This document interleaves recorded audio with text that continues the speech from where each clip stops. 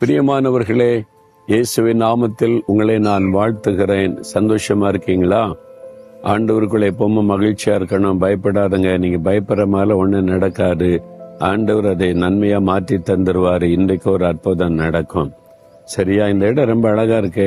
எங்கன்னு பாக்குறீங்களா? மியான்மர் தேசம்.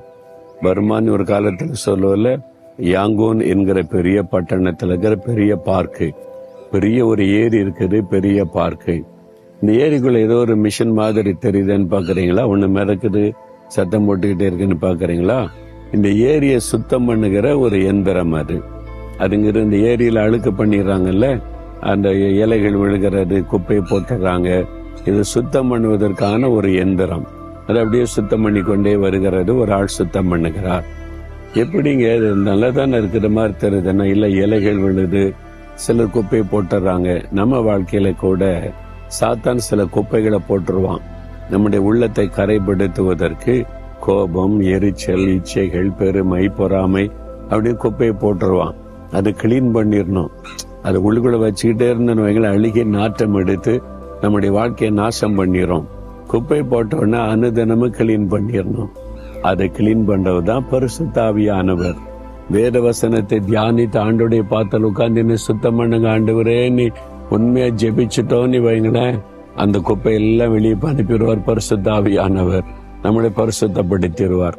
அதுதான் பரிசுத்த பாதையில நடத்துறதுதான் பரிசுத்த ஆவியானவர். பரிசுத்த ஆவியில நிரம்பி ஜெபிச்சா நம்ம பரிசுத்தத்தின் மேல் பரிசுத்தம் அடைவோம். இது நமக்கு அவசியம். சரி, ஆண்டவர் இன்றைக்கு எனக்கு என்ன வசனம் வைத்திருக்கிறார் அப்படின்னு நினைக்கிறீங்களா? நீதிமொழிகள் 3ஆம் அதிகாரம் 6வது வசனம். உன் வழிகளில் எல்லாம் கர்த்தரை நினைத்துக்கொள், அப்பொழுது கர்த்தர் உன் பாதைகளை செவ்வைப்படுத்துவார். நம்ம நடக்கிற பாதை செவ்வைப்படுத்தப்படணும். சில சமயம் பாத்தீங்கன்னா அப்படியே கரடு முரடா இருக்குமா, நடக்கிறது ரொம்ப கஷ்டம். அந்த பாதையில நடந்து போறது ரொம்ப கஷ்டம். அதை செவ்வைப்படுத்தி நல்லா பண்ணிட்டாங்கன்னா ஈஸியா நடந்து போகலாம். அப்படிதானே? நான் வட இந்தியாவில் ஒரு ஊழியத்துக்கு போயிருந்தப்போ அவங்க கார்ல ஒரு ஜீப்ல தான் கூட்டிட்டு போனாங்க. ஆனா அந்த பாதை இருக்குது கரடு முரடா, உட்காந்து தூக்கி தூக்கி அடிக்குது. இப்படி வளையுது, அப்படி வளையுது, பள்ள மேடு.